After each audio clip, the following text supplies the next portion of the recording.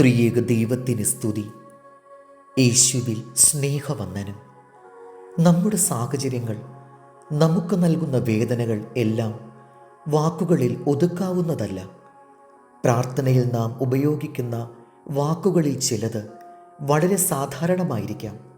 ഓർമ്മയിൽ നിന്ന് ഉരുവിടുന്ന വാക്കുകളായിരിക്കാം, ആവർത്തനങ്ങളാകാം, കണ്ണീരും തേങ്ങലുകളുമുള്ള വാക്കുകളായിരിക്കാം. ഒരു കാര്യം ഉറപ്പാണ്, വാക്കുകൾ അർത്ഥമില്ലാത്തതും മതിയാകാത്തതും ശൂന്യമായി മാറുന്നതുമായ സാഹചര്യങ്ങളുണ്ട്. ചിലപ്പോൾ നിശബ്ദതയും കണ്ണുനീരും പ്രാർത്ഥനകളെ കൂടുതൽ അർത്ഥമുള്ളതാക്കുന്നു.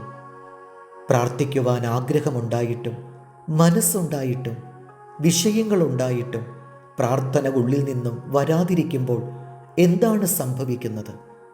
ആ സമയങ്ങളിൽ ദൈവം നമ്മിൽ പകർന്നിരിക്കുന്ന തൻ്റെ ആത്മാവ് നമുക്ക് വേണ്ടി പ്രാർത്ഥിക്കുന്നു. തേങ്ങലുകളെ വാക്കുകളാക്കാൻ കഴിയുന്ന അക്ഷരങ്ങളെ അപേക്ഷകളായി സ്വീകരിക്കുന്ന ദൈവം നമുക്കായി കാതോർക്കുന്നുണ്ട്. ഭാഷയല്ല തടസ്സം, മറിച്ച് ആഗ്രഹമില്ലാത്ത ഹൃദയമാണ് പ്രാർത്ഥനയുടെ തടസ്സം. നാം ഒരു പ്രസ്ഥാനത്തിൽ വിശ്വാസം അർപ്പിച്ചാൽ ആ പ്രസ്ഥാനം തരുന്നത് നമുക്ക് ലഭിക്കും. നമ്മുടെ വിദ്യാഭ്യാസത്തിൽ ആശ്രയിച്ചാൽ വിദ്യാഭ്യാസത്തിന് നൽകാവുന്നത് നമുക്ക് ലഭിക്കും. ജോലിയിൽ ആശ്രയിച്ചാൽ ജോലിക്ക് നൽകാവുന്നത് നമുക്ക് ലഭിക്കും.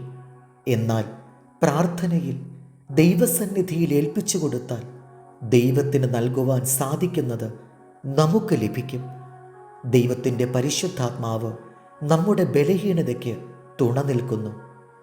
തെളിയിക്കപ്പെട്ട ഒരു സത്യമാണ് പ്രാർത്ഥനയ്ക്ക് ഉത്തരം ലഭിക്കുമെന്നുള്ളത്. ഒരുപക്ഷെ നാം ആഗ്രഹിക്കുന്ന സമയത്തും ആഗ്രഹിക്കുന്ന വിധത്തിലും ആയിരിക്കണമെന്നില്ല. ഉത്തരം നിശ്ചയമാണെന്ന് യേശുക്രിസ്തു വാഗ്ദത്തം ചെയ്യുന്നു.